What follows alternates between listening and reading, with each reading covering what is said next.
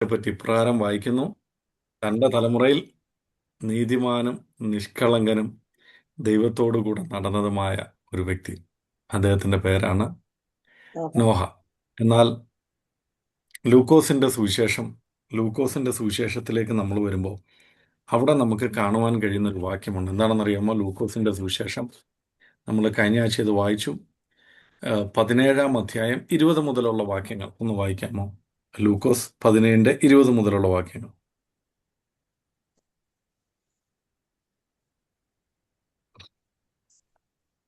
ദൈവരാജ്യം എപ്പോൾ വരുന്നുവെന്ന് പരീശന്മാർ ചോദിച്ചതിന്, ദൈവരാജ്യം കാണത്തക്കവണ്ണമല്ല വരുന്നത്, ഇതാ ഇവിടെയെന്നും അതാ അവിടെയെന്നും പറയുകയും ഇല്ല. ദൈവരാജ്യം നിങ്ങളുടെ ഇടയിൽ തന്നെ ഉണ്ടല്ലോ എന്ന് അവൻ ഉത്തരം പറഞ്ഞു. പിന്നെ മതി, നമുക്ക് തൽക്കാലം ആ വാക്കുകൊണ്ട് അവിടെ കൊണ്ടു നിർത്താം. ഇവിടെ കർത്താവിനോട്, ദൈവപുത്രനായ യേശു ക്രിസ്തുവിനോട് പരീശന്മാർ അല്ലെങ്കിൽ യഹൂദന്മാർ, അവിടുള്ള ജ്ഞാനികളായ വ്യക്തികൾ ചോദിക്കുന്ന ചോദ്യമാണ്, ദൈവരാജ്യം എപ്പോഴാണ് വരുന്നത്? ഇപ്പൊ കർത്താവിന്റെ മറുപടിയാണ്, ദൈവരാജ്യം എവിടെ ഉണ്ട്? നമ്മുടെ ഇടയിൽ തന്നെയുണ്ട്. നിങ്ങളുടെ ഇടയിലുണ്ട്. അങ്ങനെയെങ്കിൽ പറഞ്ഞാട്ടെ, ദൈവരാജ്യം എവിടെ ഉണ്ട്? ദൈവരാജ്യം നമ്മുടെ ഇടയിൽ. നമ്മുടെ ഇടയിൽ. എന്നിട്ട് കർത്താവ് പറയുകയാണ്, ചിലവർ പറയും അവിടെയാണ്, ചിലവർ പറയും ഇവിടെയാണ്. ഇതൊക്കെ കേൾക്കുമ്പോൾ നിങ്ങൾ എന്ത് ചെയ്യരുത്? ചഞ്ചലപ്പെടരുത്, കൺഫ്യൂസ് ആകരുത് എന്നുള്ളതാണ് ഈ വാക്യത്തിന്റെ സാരാംശം. അധികം വാക്യം വായിപ്പിക്കേണ്ടാത്തതുകൊണ്ട് ഞാനതങ്ങ് ചുരുക്കത്തിൽ പറഞ്ഞേ ഉള്ളൂ. അപ്പൊ കർത്താവായ യേശുക്രിസ്തുവിനോട് പരീശന്മാർ ചോദിക്കുന്ന ചോദ്യത്തിന് ദൈവം പറയുകയാണ്, ദൈവരാജ്യം നമ്മുടെ ഇടയിൽ ഉണ്ട്. ആമേൻ. അങ്ങനെ വിശ്വസിക്കുന്നവർക്കായിട്ട് ഞാൻ ദൈവത്തെ സ്തുതിക്കുക. കർത്താവിനൊന്നും നന്ദി പറഞ്ഞാട്ടെ. കർത്താവ്, ഞങ്ങളുടെ നടുവിൽ ദൈവരാജ്യം ഉള്ളതിനായിട്ട്, ഞങ്ങൾക്ക് അങ്ങ് ദൈവരാജ്യം തന്നതിനായിട്ട് ഞങ്ങൾ അങ്ങേക്ക് നന്ദി പറയുന്നു. അപ്പൊ ദൈവരാജ്യം നമ്മുടെ നടുവിലുണ്ട്, നമ്മൾ ദൈവരാജ്യത്തിലാണ്, അല്ലെങ്കിൽ ദൈവരാജ്യത്തിലുണ്ട്. പക്ഷെ ഇതെങ്ങനെയാണ് ദൈവരാജ്യം നമുക്ക് ലഭിക്കുന്നത്? അല്ലെ, കർത്താവിൻ്റെ വരവിൽ എങ്ങനെയാണ് എടുക്കപ്പെടണമെങ്കിൽ എന്ത് സംഭവിക്കണം എന്നുള്ള കാര്യങ്ങളാണ് തുടർന്ന് നമ്മൾ പഠിക്കാൻ പോകുന്നത്. ആ അധ്യായം തന്നെ, 17-ാം അധ്യായത്തിൽ തന്നെ 26-ഉം 27-ഉം വാക്യങ്ങളിലൂടെ നമുക്കൊന്ന് വായിക്കാം. നോഹയുടെ കാലത്ത് സംഭവിച്ചതുപോലെ മനുഷ്യപുത്രന്റെ നാളിലും ഉണ്ടാകും. നോഹ പെട്ടകത്തിൽ കടന്ന നാൾ വരെ അവർ തിന്നും കുടിച്ചും വിവാഹം കഴിച്ചും വിവാഹത്തിന് കൊടുത്തും പോന്നു. ജലപ്രളയം വന്നു, അവരെ എല്ലാവരെയും മുടിച്ചു കളഞ്ഞു. ലോത്തിന്റെ കാലത്ത് സംഭവിച്ചതുപോലെ. മതി. ഇനിയും ലോത്തിനെ പറ്റി നമുക്ക് പഠിക്കാനുണ്ട്. അത് ഉൽപ്പത്തി പുസ്തകത്തിൽ നിന്നാണ് കേട്ടോ. ഉൽപ്പത്തി പുസ്തകത്തിന്റെ പ്രാധാന്യത എന്ന് പറയുന്നത് ഇതാണ്. ഉൽപ്പത്തി പുസ്തകം പഠിച്ചു കഴിഞ്ഞാൽ ലോകാവസാനം വരെയുള്ള കാര്യങ്ങൾ ആക്ച്വലി ഈ ബുക്കിലുണ്ട്. പക്ഷെ ഇതൊരു മറഞ്ഞു കിടക്കുന്ന മർമ്മമായിട്ട് പലരും അതിനെപ്പറ്റിയൊന്നും എടുത്ത് പറയാറില്ല. പക്ഷെ എങ്കിൽ ഇന്ന് രാത്രി ദൈവം നമുക്കൊരവസരം തന്നു. എങ്ങനെ കർത്താവായ യേശുക്രിസ്തുവിനെ അറിയാൻ, ആ ദൈവരാജ്യത്തിലേക്ക് കടക്കാൻ, ദൈവരാജ്യത്തെപ്പറ്റി കൂടുതലൊന്നും പഠിക്കാൻ. അപ്പോൾ കർത്താവായ യേശുക്രിസ്തു പറയുന്ന വാക്കുകൾ നിങ്ങൾ ശ്രദ്ധിക്കണം. അവിടെ ഇവിടെ എന്നൊക്കെ പറയും, പക്ഷെ നിങ്ങളെന്തോ ചെയ്യരുത്, അതിനൊന്നും വില കൊടുക്കരുത്, അല്ലെങ്കിൽ അതിനൊന്നും വലിയ ഇമ്പോർട്ടൻ്റ് കൊടുക്കരുത്. പക്ഷെ നിങ്ങൾക്ക് എങ്ങനെ ഇത് മനസ്സിലാക്കാം? മനുഷ്യപുത്രന്റെ വരവ് എങ്ങനെയുള്ളൊരു സമയം പോലെ ആയിരിക്കും? നോഹയുടെ കാലം പോലെ. അപ്പൊ ഈ നോഹയുടെ കാലത്തിന്റെ പ്രത്യേകത എന്ന് പറഞ്ഞാൽ അവിടെ തന്നെ പറഞ്ഞിട്ടുണ്ട്. എന്താണ് നോഹയുടെ കാലത്തിന്റെ പ്രത്യേകത? ഒന്നുകൂടെ ഒന്ന് വായിക്കാമോ? അവർ തിന്നും കുടിച്ചും വിവാഹം കഴിച്ചും വിവാഹത്തിന് കൊടുത്തും പോന്നു. അവർ തിന്നുന്നു, കുടിക്കുന്നു, വിവാഹം കഴിക്കുന്നു, വിവാഹത്തിന് കൊടുക്കുന്നു. ഇതിനെന്തേലും കുഴപ്പമുണ്ടോ? ഇല്ല. നമ്മളെല്ലാം ആഹാരം കഴിച്ചവരല്ലേ. ഇന്ന് ഒരുപക്ഷെ ഡിന്നറൊക്കെ കഴിച്ചിട്ടായിരിക്കും നമ്മൾ ഇരിക്കുന്നത്, അല്ലേ? നമ്മളീ ഭൂരിഭാഗം പേരും കല്യാണമൊക്കെ കഴിച്ചവരാ. അപ്പൊ പിന്നെ ഇതൊക്കെ എങ്ങനെ തെറ്റെന്ന് പറയുന്നത്? തിന്നുക, കുടിക്കുക, വിവാഹം കഴിക്കുക, വിവാഹത്തിനും കൊടുക്കുക, ഇതൊക്കെ എന്തിനും തെറ്റുണ്ടോ? ഇല്ല. പിന്നെന്താ ഇങ്ങനെ പറയാനുള്ള കാരണം? ദൈവത്തെ അനുഷ്ഠിച്ചില്ല. അത് നമ്മൾ ഒരു 3 ക്ലാസ്സിന് മുമ്പ് നമ്മളത് കണ്ടു. കാര്യം മനുഷ്യന്റെ പുത്രന്മാരും ദൈവത്തിന്റെ പുത്രന്മാരും അവർ വിവാഹത്തിനായിട്ട് തിരഞ്ഞെടുത്ത കാര്യം നമ്മൾ കണ്ടു. അതേത് കാലത്താണ് നടക്കുന്നത്? നോഹയുടെ കാലത്ത്. അത് മനസ്സിലാക്കണമെങ്കിൽ 6-ാം അധ്യായത്തിന്റെ 1-ാം വാക്യമാണ് നമ്മൾ വായിക്കേണ്ടത്. അവിടെ പറയുന്നു, അവർ പുത്രന്മാർ ജനിച്ചപ്പോൾ ദൈവത്തിൻ്റെ പുത്രന്മാർ മനുഷ്യരുടെ പുത്രന്മാരെ സൗന്ദര്യമുള്ളവരെന്ന് കണ്ടിട്ട് തങ്ങൾക്ക് ബോധിച്ചവരെ തിരഞ്ഞെടുത്തു. ദൈവഹിതപ്രകാരം, ദൈവത്തിൻ്റെ ആജ്ഞ അനുസരിച്ച് ദൈവഹിതപ്രകാരം ജീവിക്കേണ്ട ഒരു കൂട്ടം ആൾക്കാർ, പക്ഷെ ഇപ്പം തങ്ങൾക്ക് ബോധിച്ചതുപോലെ സൗന്ദര്യത്തിൻ്റെ പിന്നാലെ പോയി, അല്ലെങ്കിൽ സ്റ്റാറ്റസിൻ്റെ പിന്നാലെ പോയി, ഇല്ലെങ്കിൽ പണത്തിൻ്റെ പിന്നാലെ പോയി എന്നൊക്കെ വേണമെങ്കിൽ നമുക്ക് പറയാൻ പറ്റും. ഇപ്പം അവർ നോക്കുന്നത് ദൈവഹിതമാണോ എന്നൊന്നുമല്ല, പിന്നെന്തുവാ, അതിൻ്റെ പിന്നിൽ മറ്റു പല കാര്യങ്ങളും നോക്കുക. അങ്ങനെയുള്ളൊരു തലമുറ. എങ്ങനെയുള്ളൊരു തലമുറ? നോഹയുടെ കാലത്ത് ഉള്ളൊരു തലമുറ. ഇതിങ്ങനെ ചെയ്തപ്പോൾ ദൈവം പറയുന്നൊരു കാര്യമാണ് നമുക്ക് കാണാൻ കഴിയുന്നത്. ഉൽപ്പത്തി പുസ്തകം 6-ാം അധ്യായം അതിൻ്റെ 3-ാം വാക്യം ഇപ്രകാരമാണ് നമുക്ക് കാണാൻ കഴിയുന്നത്. അപ്പോൾ അപ്പോൾ യഹോവ യഹോവ മനുഷ്യനിൽ എൻ്റെ ആത്മാവ് എന്ത് ചെയ്യത്തില്ല, സദാകാലം വാദിക്കത്തില്ല. കൊണ്ടിരിക്കുകയില്ല. വാദിക്കുക എന്ന് പറഞ്ഞാൽ എന്താ? നമുക്കറിയാം, പൊതുവെ വാദം എന്നൊക്കെ പറയുന്നത് നമ്മൾ കേൾക്കുന്ന കോടതിയിലാണ്. പ്രതിഭാഗത്തിനും വാദിഭാഗത്തിനും ആരുണ്ട്? വാദിക്കാനൊരു അഡ്വക്കേറ്റ് ഉണ്ട്, ഒരു അഭിഭാഷകനുണ്ട്. അദ്ദേഹത്തിൻ്റെ മെയിൻ ജോലി എന്ന് പറയുന്നത് വാദിക്കുക. തൻ്റെ കൂടുള്ള ആൾ നിരപരാധിയാണെന്ന് ജഡ്ജിനോട് അല്ലെങ്കിൽ കോടതിയോട് ബോധിപ്പിക്കുകയാണ്.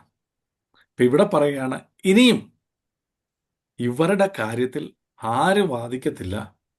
പരിശുദ്ധാത്മാവ്. ദൈവത്തിൻ്റെ ആത്മാവ്. ഈ വാക്ക് നിങ്ങൾ ഹൃദയത്തിലൊന്ന് കുറിച്ചിടണം. ദൈവത്തിൻ്റെ ആത്മാവ് എന്ത് ചെയ്യത്തില്ല? വാദിക്കത്തില്ല. തുടർന്നുള്ള വാക്കുകളിൽ നമ്മൾ കാണാൻ കഴിയുന്നത്, ദൈവം ദുഃഖിച്ചു, അനുതപിച്ചു. മനുഷ്യനെ ഉണ്ടാക്കിയതുകൊണ്ട് ദൈവം ദുഃഖിച്ചിട്ട് ഇവരെ നശിപ്പിക്കാൻ ദൈവം എന്തോ ചെയ്തു? തീരുമാനിച്ചു. അതിൻ്റെ ഫലമായി ഇവിടെ എന്ത് സംഭവിച്ചു? ഒരു വലിയ വെള്ളം വെള്ളപ്പൊക്കം വെള്ളപ്പൊക്കം ഉണ്ടായി. എല്ലാവരും മരിച്ചുപോയി. ആകെ മരിച്ചു എന്ന് നമുക്ക് പറയാൻ പറ്റത്തില്ല. നമ്മുടെ ഭാഷ പറഞ്ഞ വെള്ളം കുടിച്ച് ശത്രു ചത്തുപോയി. അങ്ങനെ ലോകത്തിലുള്ള സകല മനുഷ്യരും 8 പേര് വെച്ച്. ആരാണ് 8 പേർ? നോഹ, നോഹയും ഭാര്യ, 3 ആൺമക്കൾ, അവർക്കുള്ള മരുമക്കൾ. ഇങ്ങനെ 8 പേരൊഴികെ പിന്നെ പെട്ടകത്തിലുണ്ടായിരുന്ന ജീവജാലങ്ങൾ ഒഴിച്ചു ബാക്കിയെല്ലാം എന്തോ ചെയ്തു? എല്ലാം ചത്തുപോയി, അല്ലെങ്കിൽ മരിച്ചുപോയി. നമുക്ക് ഇവിടെ നമ്മൾ മനസ്സിലാക്കേണ്ട ഒരു കാര്യമുണ്ട്.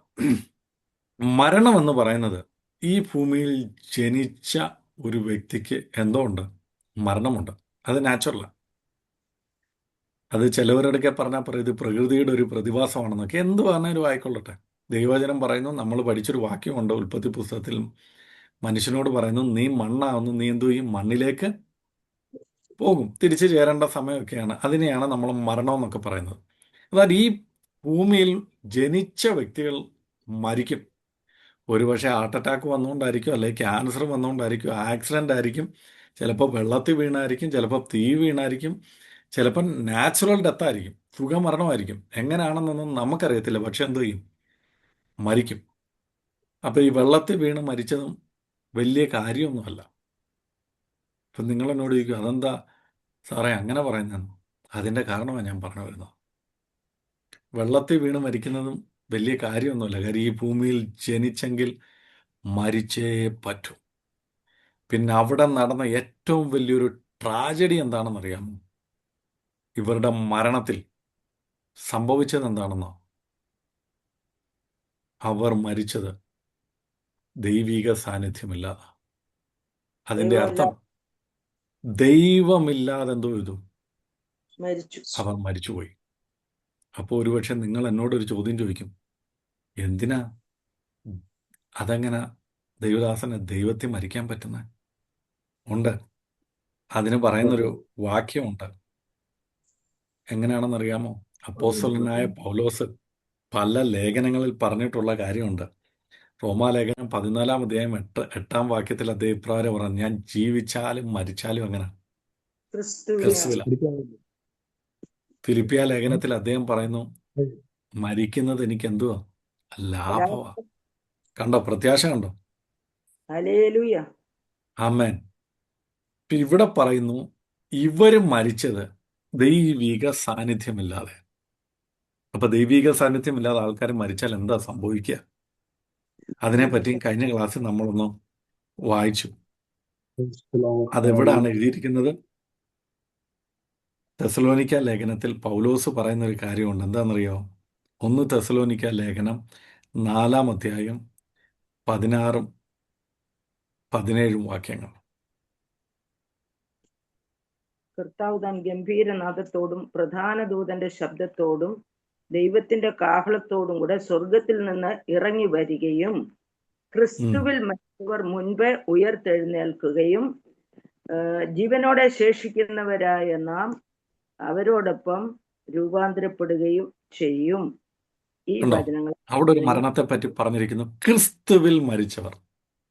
അപ്പൊ എന്റെ ചോദ്യം, ഈ വെള്ളപ്പൊക്കത്തിൽ മരിച്ചവരുടെ മരണം എങ്ങനായിരുന്നു? കാര്യം ദൈവം ആദ്യമേ അവരോട് പറഞ്ഞു, എൻ്റെ ആത്മാവ് എന്തോയത്തില്ല, ഇനിയും വാദിക്കത്തില്ല. ഇന്ന് രാത്രി നമ്മൾ ചിന്തിക്കാൻ പോകുന്ന വിഷയം അതാണ്. ദൈവാത്മാവ് വാദിച്ചില്ലെങ്കിൽ, ദൈവാത്മാവിൻ്റെ സാന്നിധ്യം നമ്മുടെ ജീവിതത്തിൽ ഇല്ലെങ്കിൽ, ദൈവാത്മാവ് നമ്മളെ നേർവഴി നടത്തുന്നില്ലെങ്കിൽ, കാര്യം ദൈവാത്മാവിൻ്റെ ഡ്യൂട്ടികളെ പറ്റി യോഹന്നാൻ്റെ സുവിശേഷം വളരെ വ്യക്തമായിട്ട് നമ്മളെ പഠിപ്പിക്കുന്നുണ്ട്. 14 മുതലുള്ള അധ്യായങ്ങളിൽ നമുക്ക് കാണാം, അവൻ സത്യത്തിൽ നമ്മളെ വഴി നടത്തും. ദൈവത്തിൻ്റെ ആത്മാവ് കാര്യസ്ഥനാണ്. 16-ാം അധ്യായത്തിലേക്ക് വരുമ്പോൾ പറയുന്നത്, പാപത്തെയും നീതിയെയും ന്യായവിധിയെയും കുറിച്ച് ലോകത്തിന് ബോധ്യം വരുത്തുന്ന സ്വർഗത്തിൻ്റെ പരിശുദ്ധാത്മാവ്. ഈ പരിശുദ്ധാത്മാവിൻ്റെ സാന്നിധ്യം, പരിശുദ്ധാത്മാവിൻ്റെ സാന്നിധ്യം, അല്ലെങ്കിൽ നമ്മൾ പറഞ്ഞൊരു വാക്കുണ്ട്, വാദം. നമുക്ക് വേണ്ടി ദൈവത്തിൻ്റെ ആത്മാവ് ഇടിവിൽ നിൽക്കുന്നില്ലെങ്കിൽ എന്താണ് സംഭവിക്കുന്നതെന്ന് ചോദിച്ചാൽ, നോഹയുടെ കാലം പോലെ ദൈവാത്മാവിൻ്റെ സാന്നിധ്യമില്ലാതെ കർത്താവിനെ സ്വീകരിക്കാത്തവരായി അവർ മരിച്ചുപോകും. അപ്പം നിങ്ങൾ എന്നോട് ചോദിക്കൂ, ഇതെങ്ങനെയാണ് നിങ്ങൾക്ക് മനസ്സിലായത്? അതുകൊണ്ടാണ് 2 പത്രോസിൻ്റെ ലേഖനത്തിൽ ഇപ്രകാരമാണ് പറയുന്നത്, നീതിപ്രസംഗിയായ നോഹ. 2 പത്രോസിൻ്റെ ലേഖനം 2-ാം അധ്യായം 5-ാം വാക്യം ഒന്ന് വായിക്കാമോ?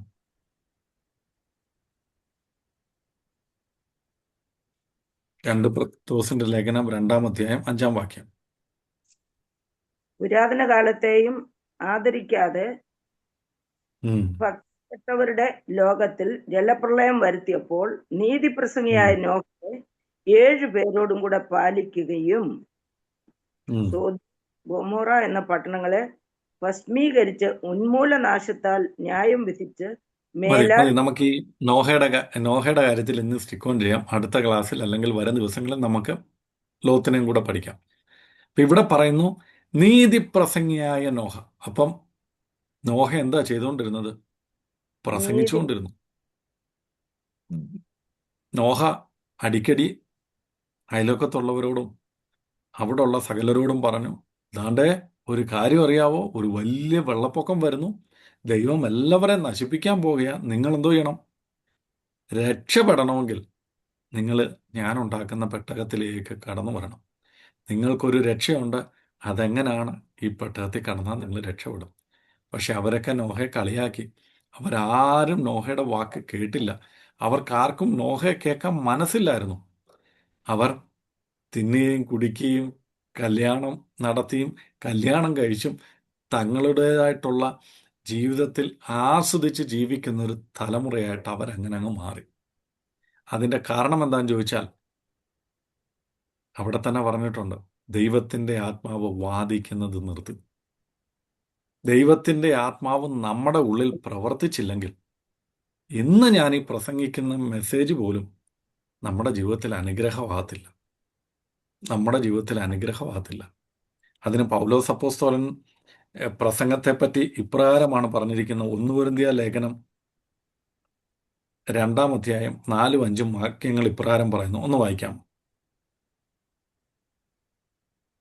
1 കൊരിന്ത്യർ ലേഖനം 2-ന്റെ 4-ഉം 5-ഉം.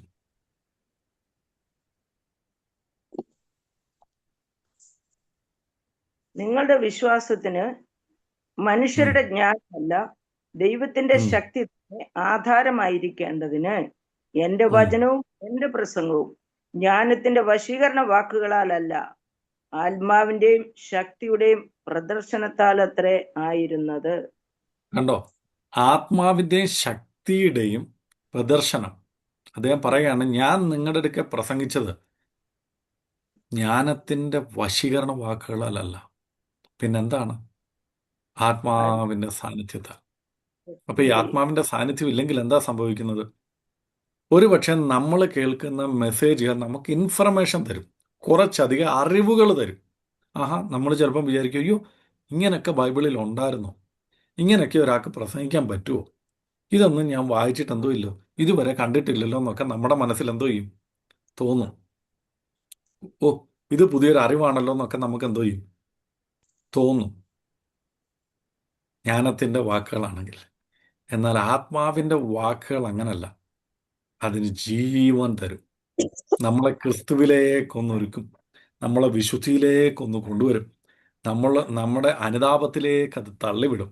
അതുകൊണ്ടാണ് പത്രോസ് അപ്പോസ്തലൻ പരിശുദ്ധാത്മാവിൻ്റെ സാന്നിധ്യം വന്ന ദിവസം അപ്പോസ്തല പ്രവൃത്തി 2-ാം അധ്യായത്തിൽ എനിക്ക് തോന്നുന്നു 37-38 വാക്യങ്ങളാണെന്ന് തോന്നുന്നു, താനൊരു പ്രസംഗം പ്രസംഗിച്ചു കഴിഞ്ഞപ്പോൾ അവിടെ ഇരിക്കുന്നവരുടെ ഉള്ളിൽ കുത്തുകൊണ്ടു അവർ വന്നിട്ട് ചോദിക്കുക, ഞങ്ങളുടെ രക്ഷ പ്രാപിക്കാൻ എന്ത് ചെയ്യണം, എന്ത് ചെയ്യണം? കണ്ടോ? അപ്പം നമ്മൾ കേൾക്കുന്ന വാക്കുകൾ ജ്ഞാനത്തിൻ്റെ ആണെങ്കിൽ നമുക്കതൊരു ഇൻഫർമേഷൻ ആയിരിക്കും. എന്നാൽ ആത്മാവിലാണെങ്കിൽ അതൊരു ട്രാൻസ്ഫോർമേഷൻ, നമ്മുടെ ജീവിതത്തിൽ അതൊരു വ്യത്യാസം ഉണ്ടാക്കും, ക്രിസ്തുവിലേക്ക് നമ്മളെ കൂടുതൽ അടുപ്പിക്കും, ദൈവവചനം വായിക്കാനുള്ളൊരു ആഗ്രഹം നമുക്ക് തരും, ദൈവത്തെ കൂടുതൽ അറിയാനുള്ളൊരു ആഗ്രഹം നമുക്ക് തരും, വിശുദ്ധിയിലേക്ക് നമ്മളെ അടുപ്പിക്കും. ഇതൊന്നുമില്ല, എല്ലാ ദിവസവും കേൾക്കുന്ന കൂട്ടുള്ളൊരു വചനമാണ് നിങ്ങൾ കേൾക്കുന്നതെങ്കിൽ ആലോചിച്ചോണം, എന്താണ് നമ്മുടെ ജീവിതത്തിൽ എന്തൊക്കെയോ സംഭവിക്കുന്നുണ്ട്. ഈ ദൈവാത്മാവിൻ്റെ സാന്നിധ്യം നമ്മുടെ ജീവിതത്തിൽ എവിടേക്കോ കുറയുന്നുണ്ട്. അതിനാധാരമായിട്ടുള്ളൊരു വാക്യമാണ് 2 കൊരിന്ത്യർ ലേഖനം 3-ാം അധ്യായം 6-ാം വാക്യം. നമുക്കൊക്കെ അറിയാവുന്നൊരു വാക്യമാണ്, നമ്മളൊക്കെ പലപ്പോഴും എടുത്തു പറയുന്നൊരു വാക്യമാണ്. ഞാൻ അതിപ്രകാരമാണ് പറയുന്നത്. വായിച്ചു. 2 കൊരിന്ത്യരല്ലേ? 2 കൊരിന്ത്യർ 3-ന്റെ 6. അക്ഷരം കൊല്ലുന്നു, ആത്മാവോ ജീവിപ്പിക്കും. ജീവിപ്പിക്കുന്നു. 2 കൊരിന്ത്യർ 3. അപ്പം കേൾക്കുന്ന വചനങ്ങൾ വെറും അക്ഷരമായിട്ടാണ് നമ്മുടെ ഹൃദയത്തിൽ തറിക്കുന്നെങ്കിൽ ആലോചിച്ചോണം, ഇതെല്ലാ ദിവസവും കേൾക്കുന്ന ഒരു മെസ്സേജ് പോലെ എന്തോ ചെയ്യും, അങ്ങ് പോവും. എന്നാൽ ഇത് ദൈവിക ആത്മാവിൻ്റെ സാന്നിധ്യം നമ്മുടെ ജീവിതത്തിലുണ്ടെങ്കിൽ, നമ്മുടെ ഹൃദയത്തോട് ഇടപെടുന്നെങ്കിൽ നമ്മുടെ ജീവിതത്തെ രൂപാന്തരത്തിലേക്ക് നയിക്കും, രൂപാന്തരത്തിലേക്ക് നയിക്കും. കർത്താവായ യേശുക്രിസ്തു വിതയ്ക്കുവാൻ പോകുന്നതിൻ്റെ ഉപമ പറഞ്ഞു വന്നപ്പോൾ ഇപ്രകാരം പറഞ്ഞു, ചിലത് പാറമേൽ വീണു, അതെന്തോ ചെയ്തു, വെയിലടിച്ചപ്പോഴത്തേന് ഉണങ്ങിപ്പോയി. ചിലത് മുള്ളുകൾക്കടിയിൽ വീണു, അതൊന്ന് വളർന്നു വന്നപ്പോഴത്തേക്കിന് മുള്ളു ഞെരുക്കി. ജീവിതത്തിൻ്റെ പലതരത്തിലുള്ള പ്രശ്നങ്ങളും പ്രയാസങ്ങളും പ്രതികൂലങ്ങളും ജോലിത്തിരക്കൊക്കെ വന്നപ്പോഴത്തേന് അതെന്തോ ചെയ്തു, അതിൻ്റെ ഇടയ്ക്ക് അങ്ങ് പോയി. എന്നാൽ നല്ല നിലത്ത് വീണതിനെ പറ്റി പറയുന്നു, അത് 30, 60, 100 മേനി വിളഞ്ഞു എന്ന്. അങ്ങനെയെങ്കിൽ എന്നെ കേൾക്കുന്നവരെ, നമ്മൾ കേൾക്കുന്ന ദൈവത്തിൻ്റെ വചനം നമ്മുടെ ജീവിതത്തിൽ അത് ഫലം തരേണ്ടതിനു വേണ്ടി, എൻ്റെയും നിങ്ങളുടെയും ജീവിതത്തിൽ രൂപാന്തരം വരുത്തേണ്ടതിനു വേണ്ടി നമ്മൾ എന്ത് ചെയ്യണം? പ്രാർത്ഥിക്കണം, പ്രാർത്ഥിക്കണം, പ്രാർത്ഥിക്കണം. കാര്യം ഇന്ന് നമ്മുടെ ഈ ഒരു കാലത്ത് ദൈവത്തിനെ കേൾക്കാത്ത ആരും തന്നെ ഇല്ലയെന്ന് ഞാൻ വിശ്വസിക്കുക. ഇതൊരു പക്ഷേ ഇന്ന് നിങ്ങൾ കേൾക്കുന്ന ഒരു ഒന്നാമത്തെ ഒന്നും ആയിരിക്കത്തില്ല, ഒരു 2-3 മെസ്സേജെങ്കിലും ഇന്ന് നിങ്ങൾ കേട്ട് കാണും. കാര്യം ഏതെങ്കിലും ദേവദാസന്മാരൊക്കെ അയക്കുന്ന ചെറിയ ഷോർട്ട് മെസ്സേജുകളൊക്കെ നിങ്ങൾ കേട്ട് കാണും, യൂട്യൂബിൻ്റെ ഷോർട്സ് നിങ്ങൾ കണ്ടു കാണും, അല്ലെങ്കിൽ നിങ്ങളുടെ ദേവദാസന്മാർ പ്രസംഗിക്കുന്നതൊക്കെ കേട്ട് കാണും. അങ്ങനെ ഇരിക്കുമ്പോഴാണ് വൈകുന്നേരം ഈ പുള്ളിയും പ്രസംഗിക്കുന്നത്, എങ്കിൽ ഒന്ന് കയറിയേക്കാമെന്ന് വിചാരിച്ചായിരിക്കാം നിങ്ങൾ കയറിയിരിക്കുന്നത്. പക്ഷേ ആലോചിച്ചോണം, ഈ മെസ്സേജുകളൊക്കെ നിങ്ങളുടെ ജീവിതത്തിൽ മാറ്റം വരുത്തില്ലെങ്കിൽ ആലോചിച്ചോണം, നോഹയുടെ കാലത്തെ പോലൊരു കാലത്തിലാണേ ദൈവത്തിൻ്റെ ആത്മാവിൻ്റെ സാന്നിധ്യം നമ്മുടെ ജീവിതത്തിൽ ഇല്ലാത്തതുകൊണ്ട് ജീവിതത്തിൽ രൂപാന്തരം വരുത്തുന്നില്ല. അങ്ങനെ രൂപാന്തരം വന്നില്ലെങ്കിൽ നമ്മുടെ ജീവിതത്തിൽ ഒരു മാറ്റം കാണത്തില്ല, നമ്മളെ വിശുദ്ധിയിലേക്ക് അത് നയിക്കത്തില്ല. നോഹയെപ്പറ്റി പറയുന്നത്, അവൻ ആ തലമുറയിൽ നിഷ്കളങ്കനായിരുന്നു, നീതിമാനായിരുന്നു, ദൈവത്തോടു കൂടെ നടന്നു. നോഹയുടെ കാലത്തും അങ്ങനെ ആയിരുന്നു. നോഹ പ്രസംഗിച്ചു, പക്ഷെ ഇത് കേട്ടവർക്ക് അത് ഉൾക്കൊള്ളാൻ കഴിഞ്ഞില്ല. എന്തുകൊണ്ട് ഉൾക്കൊള്ളാൻ കഴിഞ്ഞില്ല? ദൈവത്തിൻ്റെ ആത്മാവിൻ്റെ സാന്നിധ്യം അവിടുന്ന് മാറി. ദൈവം പറയുക, എൻ്റെ ആത്മാവിനെ എന്ത് ചെയ്യത്തില്ല, വാദിക്കത്തില്ല. അങ്ങനെയാണെങ്കിൽ എന്നെ കേൾക്കുന്നവരെ, പലപ്പോഴും ദൈവവചനം കേട്ടിട്ടും ജീവിതത്തിൽ ഒരു രൂപാന്തരമില്ലാതെ, അടുത്ത പ്രാവശ്യമാട്ടെ, നമ്മുടെ നാട്ടിലൊരു പറച്ചിലുണ്ട്, നാളെ നാളെ നീളെ നീളെ എന്ന്, ടുമാറോ നെവർ കംസ് എന്ന് പറഞ്ഞതുപോലെ, പലപ്പോഴും നാളെ ആട്ടെ, പിന്നീട് ആട്ടെ എന്നൊക്കെ പറഞ്ഞിരിക്കുന്നവരെ, ഒരു കാര്യം ഇന്ന് രാത്രി കേട്ടോണം, ഇത് നിങ്ങളോടുള്ള ദൂതാണ്. ദൈവത്തിൻ്റെ ആത്മാവ് എന്നേക്കുമായി നിങ്ങൾക്ക് വേണ്ടി വാദിക്കത്തില്ലേ? ദൈവാത്മാവ് പല പ്രാവശ്യം പറഞ്ഞതാ. പലപ്പോഴും ദൈവസന്നിധിയിലേക്ക് മടങ്ങി വരാനൊക്കെ ആലോചന തന്നതാ. ദൈവവചനത്തിലൂടെ, ദൈവദാസന്മാരിലൂടെ, മാതാപിതാക്കളിലൂടെ, മറ്റ് പല സ്നേഹിതന്മാരിലൂടെ ഒക്കെ പറഞ്ഞതാ. എന്നിട്ടും അതൊക്കെ കേൾക്കാതിരിക്കുന്നവരുടെ അവസ്ഥ എങ്ങനെ ആവുമെന്ന് ചോദിച്ചാൽ, നോഹയുടെ കാലത്തെ കൂട്ടാവും. ഒരു വെള്ളപ്പൊക്കത്തിൽ വന്ന് മരിച്ചതല്ല അവിടുത്തെ ഏറ്റവും വലിയൊരു ഒരു ട്രാജഡി. അതല്ല ഏറ്റവും വലിയൊരു പണിഷ്മെന്റ്. പിന്നെന്തായിരുന്നു?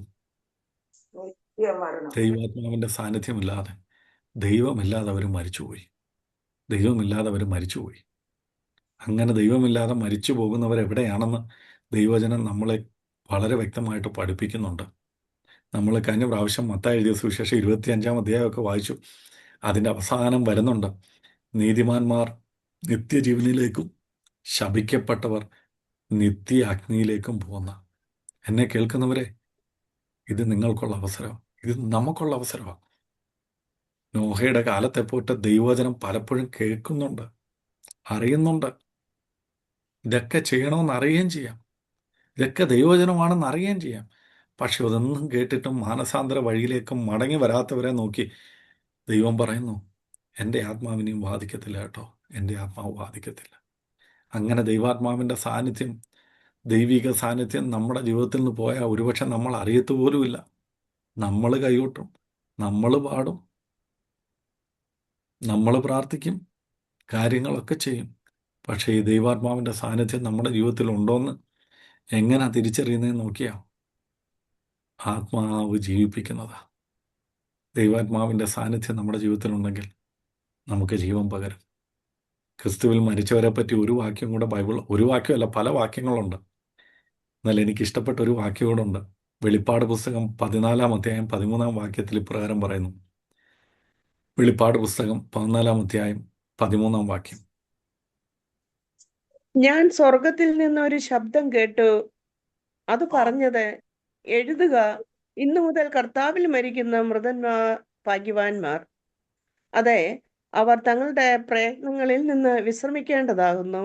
അവരുടെ പ്രവൃത്തി കണ്ടോ? മതി, അവരെ താങ്ക് യു. ഇവിടെ ആമേൻ. കാണുകയാണ്, സ്വർഗത്തിൽ നടക്കുന്ന ഒരു കാര്യമാണ്. അവിടെ പറയുകയാണ്, കർത്താവിൽ മരിക്കുന്ന വൃതന്മാർ ആരാ? ഭാഗ്യവാന്മാരാ. അപ്പൊ കർത്താവിൽ മരിക്കാത്തവരോ? ഇതുപോലെ നമ്മുടെ ഭാഷ എങ്ങനെ പറയണമെന്ന് എനിക്കറിയത്തില്ല. ഗതികെട്ടവന്മാരെന്നോ, നിർഭാഗ്യവാന്മാരെന്നോ, ശപിക്കപ്പെട്ടവരെന്നോ, ഏത് വാക്ക് വേണേലും നമുക്ക് പറയാം. ഏത് വാക്ക് വേണേലും നമുക്ക് പറയാം. അങ്ങനെയെങ്കിൽ എന്നെ കേൾക്കുന്നവരെ, നിങ്ങൾക്കിന്ന് ഈ ഒരു കോൺഫിഡൻസ് ഉണ്ടോ? ഇന്ന് കർത്താവ് വരികയാണെങ്കിൽ, ഈ നിമിഷം കർത്താവ് വരികയാണെങ്കിൽ, അല്ലെങ്കിൽ ഇന്ന് നമ്മുടെ ഈ ജീവിതം ഇവിടെ അവസാനിക്കുവാണെങ്കിൽ, അതിനധികം സമയമൊന്നും വേണ്ട. നമ്മൾ എവിടെ ആയിരിക്കും? കർത്താവിൽ ഒരു മരണം നമുക്കുണ്ടോ? അതോ നോഹയുടെ കാലത്ത്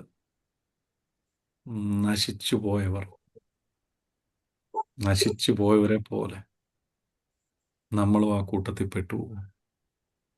അവർക്കെന്താ സംഭവിച്ചത്? ദൈവാത്മാവിൻ്റെ സാന്നിധ്യം അവരുടെ ജീവിതത്തിൽ നിന്ന് എന്നേക്കുമായിട്ട് നഷ്ടപ്പെട്ടു. കേൾക്കപ്പെട്ട വാണിങ്ങുകൾ അനുസരിച്ച് ജീവിക്കാതെ, നോഹ എന്ന മനുഷ്യൻ പ്രസംഗിച്ചിട്ടും പല വർഷങ്ങൾ അദ്ദേഹം പ്രസംഗിച്ചു എന്ന് ചിലർ പറയുന്നത്. 150 വർഷത്തോളം താൻ പ്രസംഗിച്ചെന്ന്. 150 വർഷത്തോളം ഈ രക്ഷയുടെ മെസ്സേജ് കേട്ടിട്ട് അത് ഹൃദയത്തിൽ രൂപാന്തരം വരുത്താതെ എന്നേക്കുമായി നശിച്ചു പോയ ഒരു കൂട്ടം ജനം. നോഹയുടെ കാലത്തിൻ്റെ പ്രത്യേകത ഏതാ? ദൈവവചനം കേട്ടിട്ടും നീതിയുടെ പ്രസംഗം കേട്ടിട്ടും അത് മാനസാന്തരത്തിലേക്ക് നയിക്കാതെ നശിച്ച് പോയ ഒരു ജനം. കർത്താവ് പറയുക, മനുഷ്യപുത്രന്റെ വരവിലും ഇങ്ങനെയാകും. കാര്യം ഇന്ന് നമുക്കറിയാം, അന്ന് നോഹ എന്ന് പറയുന്ന വ്യക്തി പ്രസംഗിച്ചു, എല്ലാവരും കേട്ടു. ഇന്ന് നമുക്കറിയാം പല മാധ്യമങ്ങളുണ്ടെന്ന് ദൈവവചനം കേൾക്കാൻ. പക്ഷേ ഈ കേൾക്കുന്ന ദൈവവചനം ജീവിതത്തെ മാറ്റിമറിക്കാത്ത അവസ്ഥ. ദൈവത്തിൻ്റെ ആത്മാവിൻ്റെ സാന്നിധ്യം നമ്മുടെ ഹൃദയങ്ങളെ രൂപാന്തരപ്പെടുത്താത്ത അവസ്ഥ. അങ്ങനെയാണെങ്കിൽ നമുക്ക് ആദ്യമായിട്ട് ദൈവാത്മാവിനോട് നമുക്ക് പറയാം, എന്നോട് ക്ഷമിക്കണമേ കർത്താവെ, ഞാൻ കേൾക്കുന്ന വാക്കുകൾ അക്ഷരങ്ങളായിട്ടല്ല, ഒരു ജ്ഞാനത്തിൻ്റെ വാക്കുകളായിട്ടല്ല, ജീവിപ്പിക്കുന്ന, രൂപാന്തരപ്പെടുത്തുന്ന, എന്നെ ക്രിസ്തുവിലേക്ക് അടുപ്പിക്കുന്ന, വിശുദ്ധിയിലെ ജീവിക്കുവാൻ എന്നെ സഹായിക്കുന്ന അങ്ങയുടെ വചനമായി എൻ്റെ ഹൃദയത്തെ, എൻ്റെ ജീവിതത്തെ കർത്താവെ രൂപാന്തരപ്പെടുത്തുന്നതാക്കി വചനത്തെ, ഈ ആലോചനയെ കർത്താവെ, ഈ ബൈബിൾ ക്ലാസ്സിനെ കർത്താവെ, ഞാൻ കേൾക്കുന്ന വചനത്തെ കർത്താവെ അങ്ങ് മാറ്റണമെന്ന് നമുക്ക് ആത്മാർത്ഥമായിട്ട് പ്രാർത്ഥിക്കാം. Hallelujah, hallelujah, hallelujah. എന്താണ് അവർക്ക് സംഭവിച്ചത്? പുതിയ നിയമത്തിൻ്റെ ഭാഷയെ പറഞ്ഞ അവർ ദൈവാത്മാവിനെ ദുഃഖിപ്പിച്ചു, ദൈവിക സാന്നിധ്യത്തെ ദുഃഖിപ്പിച്ചു. എഫേസ്യ ലേഖനം 4 അധ്യായം 30 വാക്യത്തിൽ ഇപ്രകാരം പറയുന്നു, ദൈവത്തിന്റെ പരിശുദ്ധാത്മാവിനെ ദുഃഖിപ്പിക്കരുത്. ദുഃഖിപ്പിക്കരുത്. വീണ്ടെടുപ്പ് നാളിനായി അവനാലല്ലോ നിങ്ങൾ വീണ്ടെടുപ്പ് നാളിനായി മുദ്രയിടപ്പെട്ടിരിക്കുന്നു. കണ്ടോ? അപ്പൊ ദൈവത്തിന്റെ ആത്മാവിന്റെ സാന്നിധ്യമില്ലെങ്കിൽ ആ വീണ്ടെടുപ്പ് നാളിൽ എന്തോ ഇല്ല.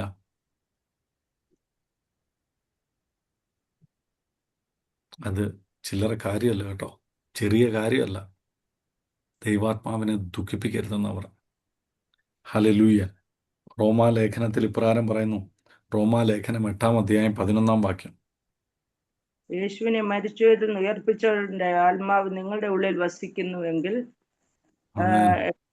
യേശുവിനെ മരണത്തിൽ നിന്ന് ഉയർപ്പിച്ചവൻ നിങ്ങളിൽ വസിക്കുന്ന നിങ്ങളുടെ ആത്മാവിനെ കൊണ്ട് നിങ്ങളുടെ മർത്യ ശരീരങ്ങളെയും ജീവിപ്പിക്കും. കണ്ടോ? അപ്പൊ യേശു കർത്താവിനെ ഉയർപ്പിച്ചതാരാ?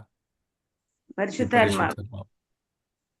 ഈ പരിശുദ്ധാത്മാവിന്റെ സാന്നിധ്യം നമ്മുടെ ജീവിതത്തിലുണ്ടെങ്കിൽ നമ്മളെന്തോ ചെയ്യും? നമ്മൾ ഉയർക്കും. ഉയർപ്പിക്കും. നമ്മൾ ഉയർക്കുമെന്നല്ല, ഉയർപ്പിക്കും. നമ്മളെ കർത്താവിനെ ഉയർപ്പിച്ചവന്റെ ആത്മാവ്. അപ്പം നമ്മളെന്തോ ചെയ്യും? ഉയർപ്പിക്കും. അപ്പൊ ഈ ദൈവാത്മാവിനെ നമ്മൾ ദുഃഖിപ്പിച്ചു.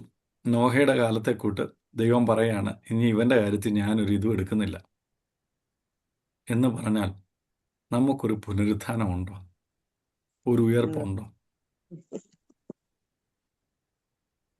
ഇല്ല. ഇപ്പൊ ഇങ്ങനെയുള്ളവർ എവിടായി പോകുന്നത്? കാര്യം നോഹയുടെ കാലത്തെ കാര്യം, ദൈവാത്മാവ് അവരുടെ ജീവിതത്തിൽ നിന്ന് പിൻവാങ്ങി, വിഡ്രോ ചെയ്തു എന്നാണ് പറയുന്നത്. എഫക്റ്റീവായിട്ട് വർക്ക് ചെയ്യുന്നത് അങ്ങ് നിർത്തി. ഇന്ന് പലരുടെയും ജീവിതത്തിൽ എങ്ങനെ ദൈവാത്മാവ് പലപ്പോഴും വാണിംഗ് കൊടുക്കും. ദുഃഖിച്ചാലും പറയും, മോനെ മടങ്ങി വാ, മടങ്ങി വാ. പിന്നെയും പിന്നെയും കേട്ടിട്ടും മറുതലിച്ച് നിൽക്കുമ്പോൾ ദൈവാത്മാവിൻ്റെ സാന്നിധ്യം ഒന്ന് വിഡ്രോ ചെയ്യും, പിന്മാറും, വാദിക്കുന്നത് നിർത്തും. അങ്ങനെ നിർത്തിയാൽ പിന്നീട് നമ്മുടെ ജീവൻ, പിന്നെ നമ്മൾ യാന്ത്രികമായിട്ട് ഈ ഭൂമിയിൽ ജീവിക്കുന്നു എന്നേ ഉള്ളൂ കേട്ടോ. ഒരു ഉയർപ്പ് വേണമെങ്കിൽ അത് ക്രിസ്തുവിൽ മരിക്കണം. ദൈവത്തിൻ്റെ ആത്മാവ നമ്മളെ അന്ത്യനാളിലേക്ക് മുദ്രയിട്ടിരിക്കുന്നത്. ക്രിസ്തുവിനെ ഉയർപ്പിച്ചവൻ്റെ ഈ ആത്മാവ നമ്മുടെ മർത്യ ശരീരങ്ങളെയും ജീവിപ്പിക്കേണ്ടത്. അങ്ങനെയെങ്കിൽ എന്നെ കേൾക്കുന്നവരെ, ദൈവത്തിൻ്റെ ആത്മാവിനെ നമ്മൾ ദുഃഖിപ്പിക്കരുതേ. ദൈവത്തിൻ്റെ ആത്മാവിനെ ദുഃഖിപ്പിച്ചാൽ അവൻ നമുക്ക് വേണ്ടി വാദിക്കുന്നത് നിർത്തും. അവൻ നമുക്ക് വേണ്ടി എഫക്റ്റീവായിട്ട് നമ്മുടെ ജീവിതത്തിൽ വർക്ക് ചെയ്യുന്നത് നിർത്തും. അങ്ങനെ വർക്ക് ചെയ്താൽ, ദൈവാത്മാവിൻ്റെ സാന്നിധ്യം നമ്മളിൽ നിന്ന് മാറിയാൽ, നമ്മൾ എത്ര ദൈവവചനം കേട്ടാലും, നമ്മൾ എന്തൊക്കെ ചെയ്തെന്ന് പറഞ്ഞാലും നമ്മുടെ ജീവിതത്തിൽ എന്തോ ഉണ്ടാകത്തില്ല? രൂപാന്തരം ഉണ്ടാകത്തില്ല.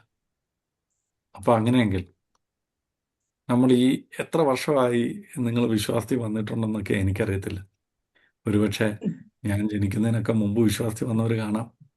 അല്ലെങ്കിൽ 10, 20, 15, അല്ലെങ്കിൽ 1 വർഷമോ 2 വർഷമോ 6 മാസമോ 2 മാസമൊക്കെ ആയിട്ടുണ്ടായിരിക്കാം. എത്ര നാളായെന്നല്ല, നിങ്ങൾ കേൾക്കുന്ന ഈ ദൈവവചനം നിങ്ങളുടെ ജീവിതത്തിൽ വ്യത്യാസം വരുത്തുന്നുണ്ടോ എന്ന് നമ്മളൊന്ന് ശോധന ചെയ്യണം. ഇല്ല എങ്കിൽ നമ്മൾ ആലോചിച്ചോണം, ദൈവാത്മാവിൻ്റെ സാന്നിധ്യം, ദൈവിക ഇടപെടലുകൾ എൻ്റെ ജീവിതത്തിൽ കുറഞ്ഞിട്ടുണ്ട്. എന്ന് പറഞ്ഞാൽ ഒരു പാസ്റ്റർ പ്രസംഗിക്കുമ്പോൾ അവിടെ നിന്ന് ഹല്ലേലൂയ പറയുന്നതല്ല. ഒരു പാസ്റ്റർ പ്രസംഗിക്കുമ്പോൾ അവിടെ നിന്ന് ആത്മാവിലാവുന്ന കാര്യമല്ല ഞാൻ പറഞ്ഞത്. അതിന് ശേഷം ജീവിതം എങ്ങനെ ക്രമീകരിക്കുന്നു എന്നുള്ളതിലാണ് കാര്യം ഇരിക്കുന്നത്. ഒന്ന് ആലോചിച്ച് നോക്കിയേ, നോഹ പ്രസംഗിച്ചു, ബോട്ടും ഉണ്ടാക്കി, പക്ഷെ അതിൻ്റെ അകത്ത് കയറിയില്ലായിരുന്നെങ്കിലോ? ഇപ്പം നമ്മുടെ അവസ്ഥ അത് കൂട്ടാം. ദൈവം പറഞ്ഞു എന്ന് പറഞ്ഞ് നമ്മൾ എല്ലാവരോടും പറയും, ദൈവവേലയ്ക്ക് വേണ്ടി അത്യുത്തമമായിട്ട് ഭയങ്കരമായിട്ട് അധ്വാനിക്കുകയും ചെയ്യും. പക്ഷെ നമ്മുടെ ജീവിതം അങ്ങനെ. ഇവിടെ നോഹയെപ്പറ്റി പറയുന്നു, താനും തൻ്റെ കുടുംബവും. കാര്യം മക്കൾക്ക്, മരുമക്കൾക്ക്, ഭാര്യയ്ക്ക് ഒരു ഉത്തമ ഉറപ്പുണ്ടായിരുന്നു. എൻ്റെ അപ്പം പറയുന്നത്, എൻ്റെ ഭർത്താവ് പറയുന്നത്, എൻ്റെ അമ്മായിപ്പം പറയുന്നത് അത് ദൈവഹിതം ഉള്ള കാര്യമായിരിക്കും, അത് ദൈവത്തിൻ്റെ അരുളപ്പാടായിരിക്കും. കാര്യം തൻ്റെ ലൈഫിലൂടെ അദ്ദേഹത്തിന് അത് കാണിച്ചു കൊടുക്കാൻ പറ്റി. എന്നാൽ ഇന്നോ, എന്തിനാ പ്രാർത്ഥിച്ചിട്ട്, ഇങ്ങനെയൊക്കെ പ്രാർത്ഥിച്ചിട്ട് എന്തോ ഗുണമെന്നാണ് മക്കൾ നമ്മളോട് ചോദിക്കുന്നത്. ഇതൊക്കെ കൊണ്ട് വലിയ കാര്യമുണ്ടോയെന്നാണ് ചോദിക്കുന്നത്. എന്നെ കേൾക്കുന്നവരെ, നമുക്ക് മടങ്ങി വരാം. ഇത് അന്ത്യകാലമാണേ. നോഹയെപ്പോലെ തൻ്റെ കുടുംബത്തെ നോഹ രക്ഷിച്ചെടുത്തതുപോലെ നമുക്കും ഒരു ബാധ്യതയുണ്ട്. ദൈവം നമുക്ക് കുടുംബം തന്നത്, കുഞ്ഞുങ്ങളെ തന്നത്, ഭാര്യയെ തന്നത്, ഭർത്താവിനെ തന്നത്, മാതാപിതാക്കളെ തന്നത് അവരെ നശിച്ചു പോകാനല്ല. നോഹയ്ക്ക് അങ്ങനെ രക്ഷിക്കാൻ കഴിഞ്ഞെങ്കിൽ നമുക്കും രക്ഷിക്കാൻ കഴിയണം. നോഹ പ്രസംഗിച്ചപ്പോൾ നോഹയുടെ ജീവിതത്തിലൂടെ അത് തൻ്റെ കുടുംബക്കാർക്ക് മനസ്സിലായെങ്കിൽ, തൻ്റെ മക്കൾക്കും ഭാര്യയ്ക്കും മരുമക്കൾക്കും മനസ്സിലായെങ്കിൽ നമുക്ക് ദൈവത്തോട് പറയാം, കർത്താവേ, എനിക്ക് തന്ന മക്കൾ, എൻ്റെ കുടുംബം, അവർ നശിച്ചു പോകാതെ അങ്ങേ അറിയുവാൻ, അവർ രക്ഷ പ്രാപിക്കുവാൻ തക്കവണ്ണം അതിനൊരു മുഖാന്തരമായി എന്നെ തീർക്കണമേ. എന്നിലൂടെ വരുന്ന ദൈവികാലോചനകൾ എൻ്റെ ജീവിതത്തിൽ അങ്ങ് സഹായിക്കണമെന്ന് നമുക്ക് പ്രാർത്ഥിക്കാം. ഒന്ന്, ദൈവാത്മാവിനെ ദുഃഖിപ്പിച്ച ഒരു ജനം, ദൈവാത്മാവിനെ ദുഃഖിപ്പിച്ചതുകൊണ്ട് ദൈവാത്മാവ് അവരുടെ ജീവിതത്തിൽ നിന്ന് വിഡ്രോ ചെയ്തു, പിൻവാങ്ങി. ദൈവാത്മാവ് പിൻവാങ്ങിയപ്പോൾ അവർ കേട്ട ആലോചനകൾ, അവർ കേട്ട പ്രസംഗം, അവർ കേട്ട വാക്കുകൾ അതൊരു പ്രസംഗമായിട്ട് മാറി. ജീവിതത്തിൽ എന്തോ ഇതില്ല, രൂപാന്തരപ്പെടുത്തിയില്ല. പിന്നെ രണ്ടാമത്, ദൈവാത്മാവിൻ്റെ സാന്നിധ്യം വിഡ്രോ ചെയ്താൽ, അല്ലെങ്കിൽ ദൈവാത്മാവിൻ്റെ സാന്നിധ്യം നമ്മുടെ ജീവിതത്തിൽ ഇല്ലാതെ വന്നാൽ എന്താണ് നമ്മുടെ ജീവിതത്തിൽ സംഭവിക്കുക എന്ന് പുതിയ നിയമത്തിൽ ഒരു വാക്യം പറഞ്ഞിട്ടുണ്ട്. 1 തെസ്സലോനിക്ക ലേഖനം 5-ാം അധ്യായം 19-ാം വാക്യം. അവിടെ ഇപ്രകാരമാണ് പറയുന്നത്, ദൈവത്തിൻ്റെ ആത്മാവിനെ എന്ത് ചെയ്യരുത്, കെടുത്തരുത്. 1 തെസ്സലോനിക്ക ലേഖനം 5-19 ഒന്ന് വായിക്കാമോ?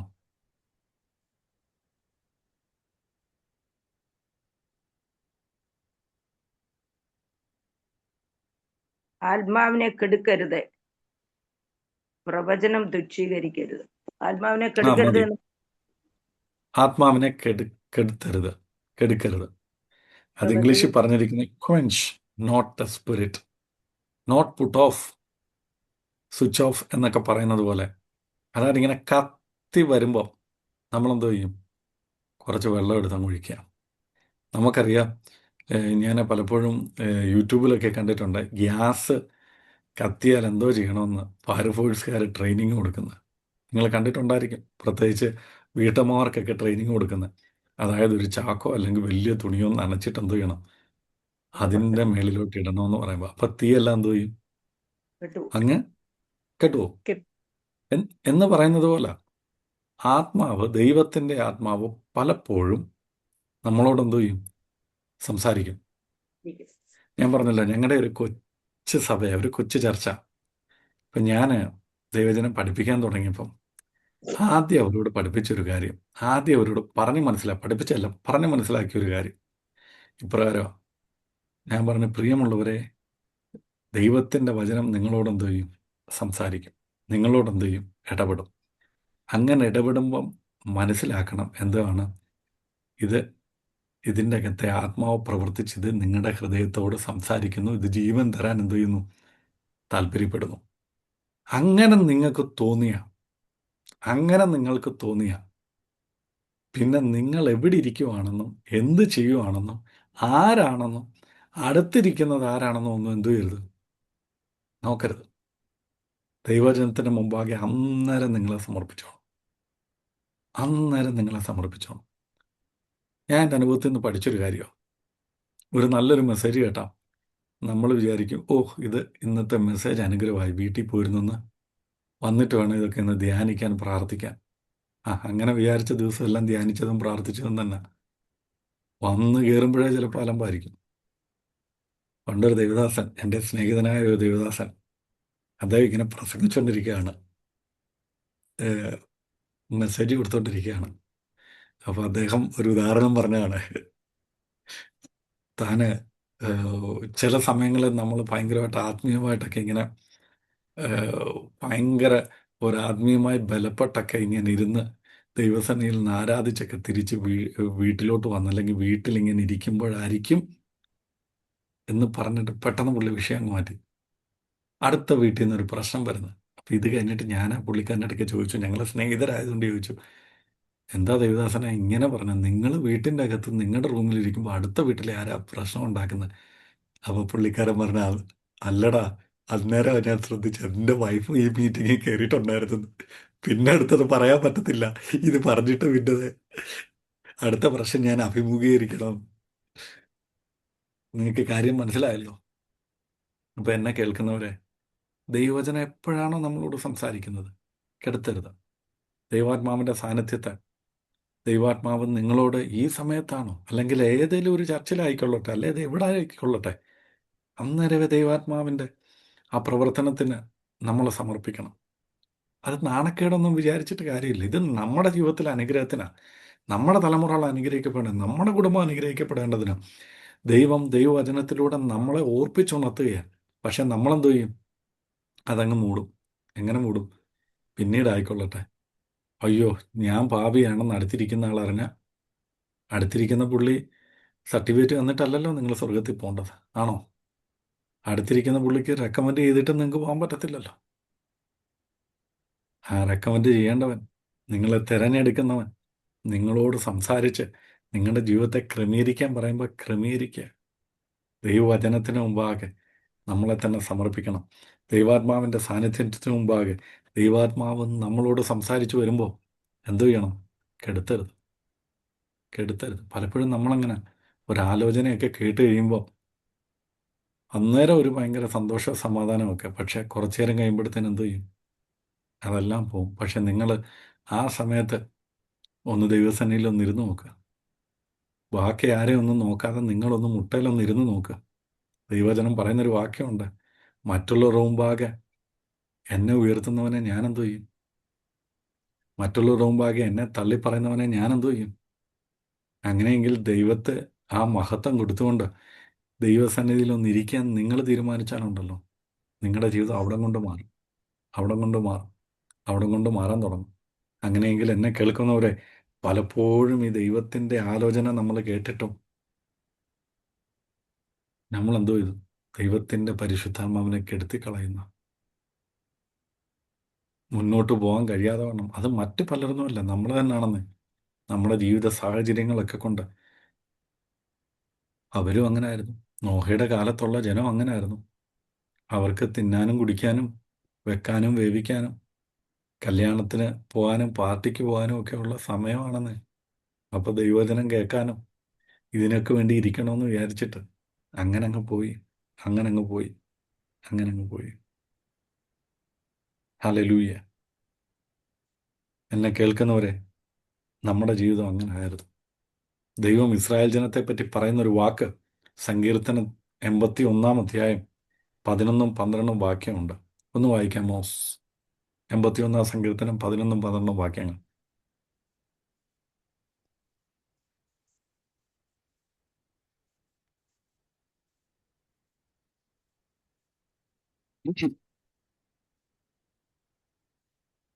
അമ്പത്തിയൊന്നാം സങ്കീർത്തനം 11 എന്നാൽ 12 വാക്യങ്ങൾ. എന്നാൽ എന്റെ ജനം എന്റെ വാക്ക് കേട്ടനുസരിച്ചില്ല, ഇസ്രായേൽ എന്നെ കൂട്ടാക്കിയതുമില്ല. അതുകൊണ്ട് അവർ സ്വന്തം ആലോചന പ്രകാരം നടക്കേണ്ടതിന് ഞാൻ അവരെ ഹൃദയകാഠിന്യത്തിന് ഏൽപ്പിച്ചു കളഞ്ഞു. അമ്മേൻ, സ്തോത്രം. കണ്ടോ, എന്റെ ദൈവം ദൈവം പറയാണ് എൻ്റെ ജനം, എൻ്റെ ജനം, ഞാൻ തിരഞ്ഞെടുത്ത, ഞാൻ കൂട്ടിക്കൊണ്ടുവന്ന, ഞാൻ അടിമത്തത്തിൽ നിന്ന് വിടുവിച്ച, ഞാൻ മന്ന കൊടുക്കുന്ന, ഞാൻ കാടപ്പക്ഷിയെ കൊടുക്കുന്ന, പാറയിൽ നിന്ന് ഞാൻ വെള്ളം കൊടുക്കുന്ന, അമ്മേൻ, സ്തോത്രം. ഞാൻ പകൽ മേഘസ്തംഭവും രാത്രി അഗ്നിത്തൂണായിട്ടും വഴി നടത്തുന്ന എൻ്റെ ജനം. ഞാൻ പറയുന്ന എൻ്റെ വാക്കുകൾ കേൾക്കാത്തത് കൊണ്ട് അവരെന്തോ ചെയ്തു? ഹൃദയകാഠിന്യത്തിന് ഏൽപ്പിച്ചു കൊടുക്കുന്നു. ഹൃദയകാഠിന്യത്തിന് ഏൽപ്പിച്ചു കളഞ്ഞു. അപ്പൊ നമ്മുടെയൊക്കെ ഒന്ന് അവസ്ഥ ഒന്ന് ആലോചിച്ച് നോക്കിക്കേ. ഇത് പറയുന്നത് മന്ന ഡെയിലി കഴിച്ചുകൊണ്ടിരിക്കുന്ന ആൾക്കാർ, പകൽ മേഘസ്തംഭവും രാത്രി അഗ്നിസ്തംഭമായിട്ട് ദൈവം കൂടെയുള്ളത്, ചോദിക്കുമ്പോൾ വെള്ളം, കാടപ്പക്ഷി. ദൈവജനം പറയുന്നത് അവരുടെ വസ്ത്രം ജീർണിക്കാതെ, കാലിലെ ചെരുപ്പ് തേയാതെ, ബലഹീനത ഇല്ലാതെ നടക്കുന്ന ഒരു ജനം. എന്നിട്ട് അവരെന്തോ ഇതില്ല, ദൈവത്തിന്റെ വാക്കുകൾ കേൾക്കാത്തത് കൊണ്ട് ദൈവം പറയുക, ഹൃദയ കാഠിന്യത്തിന് ഏൽപ്പിച്ചു കൊടുത്തു. ഹൃദയം കഠിനമായി കഴിഞ്ഞാൽ നമുക്കറിയാം, കല്ലെ ഇട്ടെറിയുന്നത് കൂട്ടാ ഈ കേൾക്കുന്ന ദൈവജനമൊക്കെ അങ്ങോട്ട് വരിക എന്നുള്ള, അതല്ലാതെ പ്രത്യേകിച്ച് പ്രയോജനമൊന്നും ആകത്തില്ല. അങ്ങനെയെങ്കിൽ ദൈവാത്മാവിന്റെ സാന്നിധ്യം നമ്മുടെ ജീവിതത്തിൽ നിന്ന് പോയാൽ നമ്മുടെ ഹൃദയം എന്തോ ചെയ്യും? കല്ലുപോലാവും. ഈ കേൾക്കുന്ന വചനമൊന്നും രൂപാന്തരപ്പെടുത്തത്തില്ല. നോഹയുടെ കാലത്ത് ആൾക്കാർക്ക് അങ്ങനെ സംഭവിച്ചത്. ഏകദേശം 150 വർഷത്തോളം നീതിപ്രസംഗിയായ നോഹ പ്രസംഗിച്ചിട്ടും തൻ്റെ വാക്കുകൾ കേൾക്കുവാൻ, തൻ്റെ വചനങ്ങളെ കൂട്ടാക്കാൻ, ദൈവത്തിൻ്റെ ന്യായവിധിയെ, ദൈവത്തിൻ്റെ വാണിങ്ങിനെ അത് വേണ്ട രീതിയിൽ എടുക്കാൻ കഴിയാതെ ഹൃദയകാഠിന്യപ്പെട്ടുപോയ ഒരു ജനം. യെശയ്യാവിൻ്റെ പുസ്തകം, യെശയ്യാ പ്രവാചകന്റെ പുസ്തകം 63 അധ്യായം 10 വാക്യം.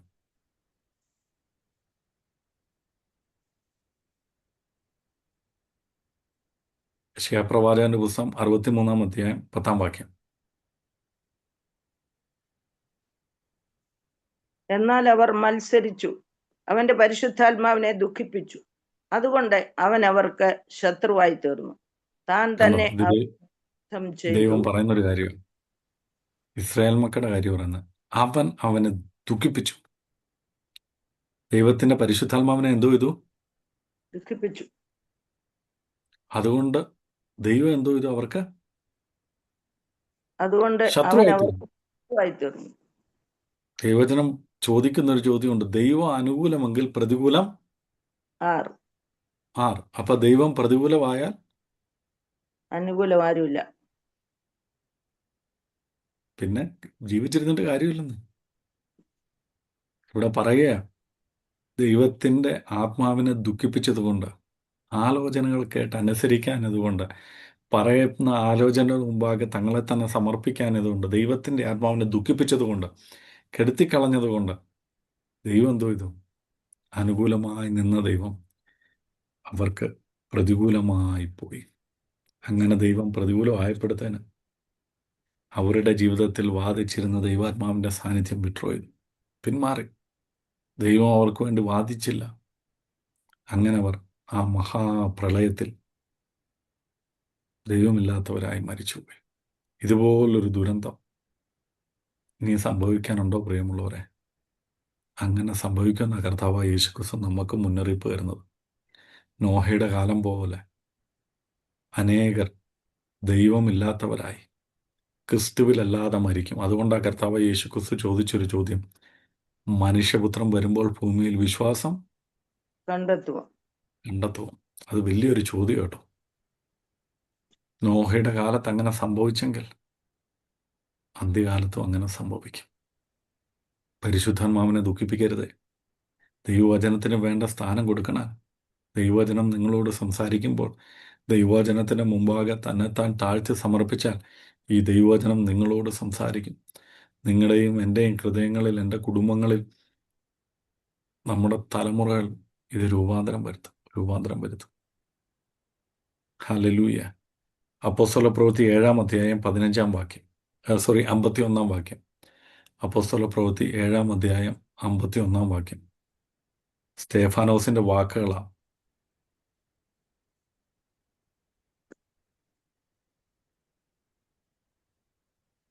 അപ്പോസ്തലപ്രവൃത്തി 7-ാം അധ്യായം 51-ാം വാക്യം. ശാഠ്യക്കാരും ഹൃദയത്തിനും ചെവിക്കും പരിച്ഛേദന ഇല്ലാത്തവരുമായുള്ളവരെ, നിങ്ങളുടെ പിതാക്കന്മാരെ പോലെ തന്നെ നിങ്ങളും എല്ലായ്പ്പോഴും പരിശുദ്ധാത്മാവിനോട് മറുത്തു നിൽക്കുന്നു. സ്തോത്രം. കണ്ടോ, ഇവിടെ പറയുകയാണ്, അവർ പരിശുദ്ധാത്മാവിനോട് മറുത്തു നിൽക്കുന്നു. അപ്പോൾ പരിശുദ്ധാത്മാവിനോട് നമുക്ക് എന്ത് ചെയ്യാൻ പറ്റും? മറുത്തു നിൽക്കാൻ പറ്റും.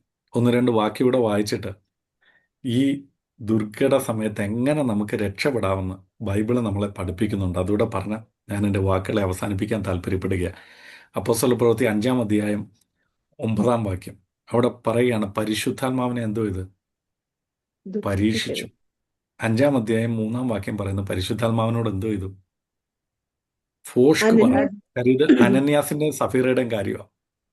അനന്യാസിന്റെ സഫീറയും കാര്യം അവര് സഭയ്ക്ക് കൊടുക്കാനുള്ള കാശൊക്കെ ആയിട്ട് വന്നിട്ട് അപ്പോസ്തലനായ പത്രോസ് ചോദിക്കുന്നു, നിങ്ങൾ ഇത്രയിനാണോ വിറ്റേന്ന് ചോദിച്ചപ്പോൾ അവര് പറഞ്ഞു, അതെ. എന്താ ദൈവദാസനെ, ഞങ്ങളെ ഒരു സംശയം.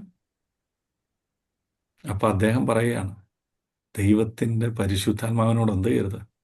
കള്ളത്തരം പറയരുത്. അപ്പം നമ്മുടെ സകല ഇടപാടുകളും സകല കാര്യവും അറിയാവുന്ന ഒരാളാണ് ആര്? കണ്ടുകൊണ്ടിരിക്കുന്ന, കേട്ടുകൊണ്ടിരിക്കുന്ന, മനസ്സിലാക്കുന്ന ആളാരാണ്? പരിശുദ്ധാത്മാവ്. അപ്പൊ ആ പരിശുദ്ധാത്മാവിനെയൊക്കെ വെട്ടിച്ചിട്ട് പിന്നെ എത്ര വലിയ മെസ്സേജ് കേട്ടാലും വല്ല കാര്യമുണ്ടോ? ഇല്ല. ഇവിടെ തന്നെ 9-ാം വാക്യത്തിൽ പറയുകയാണ്, പരിശുദ്ധാത്മാവിനെ എന്ത് ചെയ്ത് പരീക്ഷിച്ചു. ഞങ്ങൾ ചെയ്യുന്ന കാര്യമൊന്നും ഇതൊന്നും വെളിപ്പെട്ട് വരത്തില്ലെന്ന്, ഇതൊന്നും ആർക്കും അറിയത്തില്ലെന്ന് എന്നൊക്കെ അവർ തമ്മിൽ എന്തോ ചെയ്തു? തമ്മിൽ പറഞ്ഞു. അങ്ങനെയെങ്കിൽ എന്നെ കേൾക്കുന്നവരെ, രഹസ്യത്തിൽ കാണുന്ന സകലതും അറിയുന്ന ഒരാത്മാവിൻ്റെ സാന്നിധ്യം ഉണ്ടെന്ന് ഇന്ന് രാത്രി നമ്മൾ എന്ത് ചെയ്യണം? തിരിച്ചറിയണം. ഇന്ന് രാത്രി നമ്മൾ തിരിച്ചറിയണം. പിന്നെ നമുക്ക് എങ്ങനെ ഇതിൽ നിന്ന് രക്ഷപ്പെടാൻ പറ്റും? അതിന് തന്നെ വഴികൾ പറഞ്ഞിട്ടുണ്ട്. 1 പത്രോസിന്റെ ലേഖനം 3-ാം അധ്യായം 20-21 വാക്യം വേഗത്തിൽ നമുക്ക് വായിക്കാം.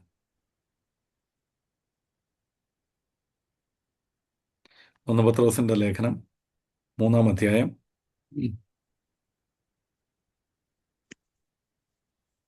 20-21 വാക്യങ്ങൾ. ആ പെട്ടകത്തിൽ അല്പജനം എന്ന് വെച്ചാൽ 8 പേർ വെള്ളത്തിൽ കൂടി രക്ഷ പ്രാപിച്ചു. അത് സ്നാനത്തിന് ഒരു മുൻകുറി. സ്നാനമോ ജഡത്തിലേക്ക് കളയുന്നതായല്ല, ദൈവത്തോട് നല്ല മനസാക്ഷിക്കുള്ള അപേക്ഷയായ അത്രേ യേശുക്രിസ്തുവിന്റെ പുനരുത്ഥാനത്താൽ നമ്മെയും രക്ഷിക്കുന്നു. കണ്ടോ, ഈ വാക്യം നിങ്ങൾ എല്ലാം ശ്രദ്ധിച്ചു വായിക്കണം. ഇവിടെ പറയാണ്, അത് ഏത് സ്നാനത്തിനൊരു മുൻകുറി. അത് ഏതാ സ്നാനത്തിന്റെ മുൻകുറി? ജലത്തിൽ കൂടെ രക്ഷ പ്രാപിച്ചത്. ആര് ജലത്തിൽ കൂടെ രക്ഷ പ്രാപിച്ചത്? നോഹയും കുടുംബവും. അപ്പൊ അങ്ങനെയെങ്കിൽ ഇന്ന് രാത്രി എന്നെ കേൾക്കുന്ന ആരെങ്കിലും സ്നാനപ്പെടാത്തവരുണ്ടെങ്കിൽ ആലോചിച്ചോണം, നോഹയും കുടുംബം എങ്ങനെയാ രക്ഷപ്പെട്ടത്? പെട്ടകത്തിൽ കയറി വെള്ളത്തിൽ കൂടെ കടന്ന് അവര് രക്ഷപ്പെട്ടതുപോലെ കർത്താവായ യേശുക്രിസ്തു എന്ന പെട്ടകത്തിൽ നിങ്ങൾ ഇന്ന് കയറി അവന്റെ കൽപ്പനയായ സ്നാനമേറ്റാൽ നിങ്ങൾക്ക് എന്തു ചെയ്യാൻ പറ്റും? രക്ഷപ്പെടാൻ പറ്റും. ഇത് എൻ്റെ വാക്കുകളല്ല, ഇത് ദൈവത്തിൻ്റെ വചനമാണ്. ദൈവാത്മാവ് ഇന്ന് രാത്രി നിങ്ങളോടും സംസാരിക്കുന്ന വചനമാണ്. അത് സ്നാനത്തിൻ്റെ മുൻകുറി. സ്നാനമോ ജഡത്തിൻ്റെ അഴുക്ക് കളയുന്നതല്ല. പെന്തക്കോസ്തുകാർ കലക്കവെള്ളത്തിൽ മുക്കുന്നതല്ല കേട്ടോ. അത് ഇവിടെ പറയുകയാണ്, ദൈവത്തോട് നല്ല മനസാക്ഷിക്കായി അപേക്ഷിച്ചിട്ട് ക്രിസ്തുവിൻ്റെ പുനരുത്ഥാനത്താൽ അവനെന്തു ചെയ്യും? നമ്മളെ രക്ഷിക്കും. കണ്ടോ? അപ്പം സ്നാനപ്പെടുന്നവർക്ക് ഈ ഒരു രക്ഷ ഉണ്ടെന്ന് എന്ത് ചെയ്യുന്നു? ദൈവവചനം പറയുന്നു. ദൈവവചനം പറയുന്നു. അത് മാത്രമല്ല, എന്താ സ്നാനമെന്നും നമുക്ക് വളരെ വിശദമായിട്ട് അറിയാം. എന്താണെന്നറിയാമല്ലോ? റോമാലേഖനം 6-ാം അധ്യായം 3-4 വാക്യങ്ങളൂടെ. റോമാലേഖനം 6-ാം അധ്യായം 3-4 വാക്യങ്ങൾ.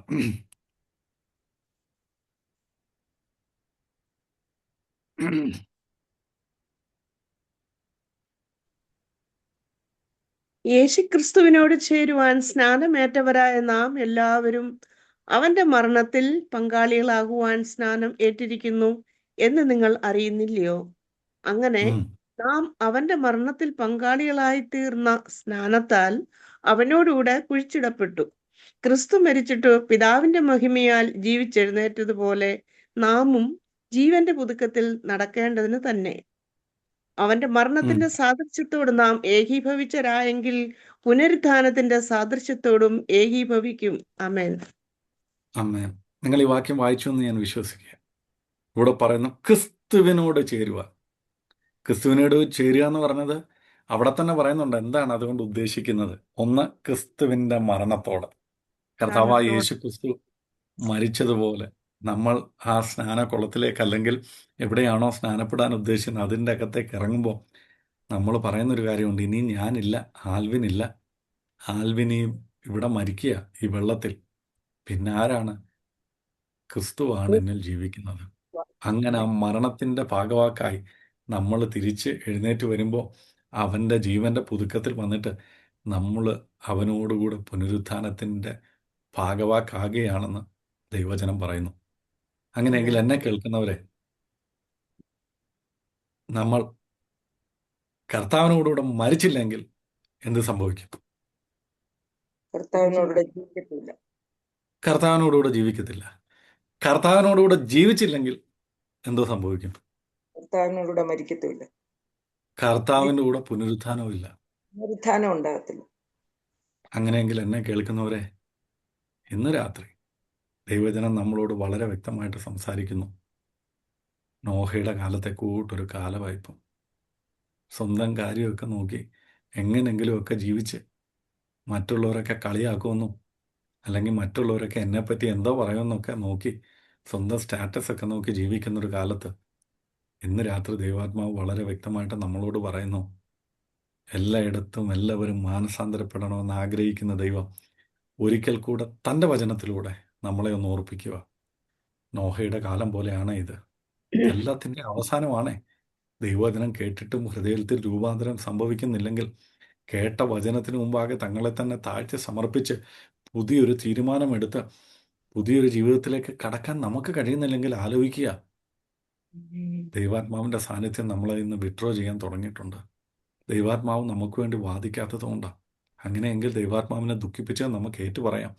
ദൈവാത്മാവിൻ്റെ വാക്കുകൾ കേട്ടിട്ട് ഇത് സത്യമാണെന്ന് മനസ്സിലാക്കിയിട്ട് ഇതൊക്കെ ജീവിതത്തിൽ പ്രാവർത്തികമാക്കേണ്ടതെന്ന് അറിഞ്ഞിട്ടും അതിനൊക്കെ ചെവി കൊടുക്കാതെ പലപ്പോഴും നമ്മളോട് പറഞ്ഞ വാക്കുകൾ അനുസരിക്കാതെ പോയതിന് നമുക്ക് ദൈവാത്മാവിനോട് ക്ഷമ പറയാം. എന്നിട്ട് നമുക്ക് ദൈവത്തോട് പറയാം, കർത്താവെ എന്നോട് ക്ഷമിക്കണമേ, ഒരിക്കൽ കൂടെ അങ്ങ് ഞങ്ങൾക്ക് രക്ഷപ്പെടാൻ കർത്താവെ, നോഹയും കുടുംബവും കർത്താവെ ആ പെട്ടകത്തിൽ കയറി കർത്താവെ വെള്ളത്തിലൂടെ രക്ഷപ്പെട്ടതുപോലെ ആ ക്രിസ്തുവിലായി കർത്താവെ, ക്രിസ്തുവിലൂടെ കർത്താവെ അങ്ങ് പറഞ്ഞ കൽപ്പനകൾ അനുസരിച്ച് ആ ക്രിസ്തുവിലായി കർത്താവെ, ക്രിസ്തുവിനോടുകൂടെ ജീവിച്ച് കർത്താവെ, ക്രിസ്തുവിലൊരു പുനരുത്ഥാനം ഞങ്ങൾ ആഗ്രഹിക്കുന്നു. അതിന് അങ്ങ് ഞങ്ങളെ സമർപ്പിക്കണമേ, അങ്ങ് ഞങ്ങളെ സഹായിക്കണമെന്ന് ഇന്ന് രാത്രി എത്ര പേർക്ക് പറയാൻ കഴിയും? ഹല്ലേലൂയ. എല്ലാവരും കണ്ണുകൾ അടച്ചാട്ടെ. ഒരു നിമിഷം നമ്മളെ തന്നെ ദൈവകരങ്ങളിലേക്കൊന്ന് സമർപ്പിക്കാം. ഈ കേൾക്കപ്പെട്ട ആലോചന മുമ്പാകെ ഇന്ന് നമ്മൾ മരിച്ചാൽ നമ്മുടെ നിത്യത എവിടാ പ്രിയമുള്ളവരെ? നമ്മൾ ക്രിസ്തുവിലാണോ മരിക്കുന്നത്? അതോ അന്നത്തെ ആ പുരാതന കാലത്തെ ജനം ദൈവമില്ലാതെ നശിച്ചു പോയതുപോലെ, ഹല്ലേലൂയ, വെള്ളപ്പൊക്കത്തിൽ നശിച്ചതല്ല ഒരു വലിയ ട്രാജഡി, അതല്ല ഒരു ന്യായവിധി. ന്യായവിധി എന്ന് പറയുന്നത് ദൈവമില്ലാതെ ഹല്ലേലൂയ നിത്യ നരകത്തിൽ പോകുന്നതാ. ഹല്ലേലൂയ, നീതിമാന്മാർ ഹല്ലേലൂയ നിത്യജീവനിലേക്കും ശപിക്കപ്പെട്ടവർ നിത്യ അഗ്നിയിലേക്കും പോകുന്ന ദൈവജനം പറയുന്നു. ഞാനും നിങ്ങളും നമ്മുടെ തലമുറകളും നമ്മുടെ കുടുംബവും ആ നിത്യ അഗ്നിയിലേക്ക് പോകരുത് പ്രിയമുള്ളവരെ. ഇന്ന് രാത്രി ദൈവവചനത്തിലൂടെ നമ്മളോട് പറയുന്നു, ഇല്ല, നോഹയുടെ കാലത്ത് ആ പെട്ടകത്തിൽ കയറി വെള്ളത്തിൽ കൂടെ അവർ രക്ഷപ്പെട്ടതുപോലെ ക്രിസ്തുവിൽ ഇന്ന് രാത്രി നീ ഒന്നായാൽ, ഹല്ലേലൂയ, ക്രിസ്തുവിന്റെ ന്യായപ്രമാണം അനുസരിച്ച്, ഹല്ലേലൂയ, നീ ഒന്ന് തയ്യാറായാൽ നിന്നെ രക്ഷിക്കാൻ കഴിയുന്ന ആ ദൈവിക സാന്നിധ്യം കൂടെ ഉണ്ട്. ഹല്ലേലൂയ, ദൈവാത്മാവിന്റെ സാന്നിധ്യം നമ്മളോട് സംസാരിച്ചു കൊണ്ടിരിക്കുക. ഉടപല റികനപന ഹതുനകര ഹസ്തകരെ. കർത്താവ്, ഇന്ന് ഈ ദൈവവചനം കേട്ട ഓരോ വ്യക്തി ജീവിതങ്ങളെയും ഞങ്ങൾ ഓർത്ത് പ്രാർത്ഥിക്കുന്നു. കർത്താവ്, ഞങ്ങളുടെ തലമുറകളെ ഞങ്ങൾ ഓർത്ത് പ്രാർത്ഥിക്കുന്നു. കർത്താവ്, പ്രാർത്ഥനയ്ക്ക് വരാത്ത, അല്ലെങ്കിൽ ദൈവവചനം പലപ്പോഴും കേട്ടിട്ടും കർത്താവ് ഇത് മനസ്സിലാകാൻ കഴിയാതെ വണ്ണം, അല്ലെങ്കിൽ കർത്താവ് ഈ ലോകത്തിന്റെ പ്രഭു ഹൃദയങ്ങളെ ഇരുട്ടാക്കിയിരിക്കുന്ന അവസ്ഥകൾ, കർത്താവ് അതിൽ നിന്നൊക്കെ മാറി, കർത്താവ് ഇന്ന് കേൾക്കപ്പെട്ട വചനം, കർത്താവ് ഞങ്ങളുടെ കുടുംബത്തിൽ, ഞങ്ങളുടെ കുഞ്ഞുങ്ങളുടെ മേൽ, കർത്താവ് അല്ലെങ്കിൽ ഞങ്ങളുടെ സമൂഹത്തിൽ, കർത്താവ് അല്ലെങ്കിൽ ദൈവാത്മാവിന്റെ സാന്നിധ്യം വ്യാപരിക്കേണ്ടതിന് വേണ്ടി ഞങ്ങൾ അങ്ങോട്ട് അപേക്ഷിക്കുന്നു. കർത്താവ്, പലപ്പോഴും ദൈവാത്മാവിനെ ദുഃഖിപ്പിച്ചത്, ദൈവാത്മാവിനെ കെടുത്തിക്കളഞ്ഞത്, കർത്താവ് അങ്ങയുടെ ആത്മാവിനോട് മറുതലിച്ച് നിന്നത്, അങ്ങയുടെ ആത്മാവിനോട് കള്ളത്തരം കാണിച്ചത്, കർത്താവെ അങ്ങയുടെ ആത്മാവിനെ ഞങ്ങൾ പരീക്ഷിച്ചതൊക്കെ ഞങ്ങളോട് ക്ഷമിക്കണമേ. ഒരിക്കൽ കൂടെ ഞങ്ങൾ ക്ഷമ ചോദിക്കുന്നപ്പ, കർത്താവെ ഞങ്ങൾക്ക്, കർത്താവ് അന്ത്യന്യായത്തിൽ നിന്ന് രക്ഷപ്പെടണം. കർത്താവെ, മനുഷ്യപുത്രന്റെ വരവ് കാലം പോലെ ആകുമെന്ന് അങ്ങയുടെ വചനം പറയുന്നല്ലോ. കർത്താവെ, നോഹയ്ക്ക് കർത്താവെ തന്റെ കുടുംബത്തെ രക്ഷിക്കാൻ കഴിഞ്ഞതുപോലെ, കർത്താവെ ഞങ്ങളുടെ കുഞ്ഞുങ്ങൾ, കർത്താവെ ഞങ്ങളുടെ കുടുംബം, കർത്താവെ അവർ രക്ഷപ്പെടണമെന്ന് ഞങ്ങൾ ആഗ്രഹിക്കുന്നു.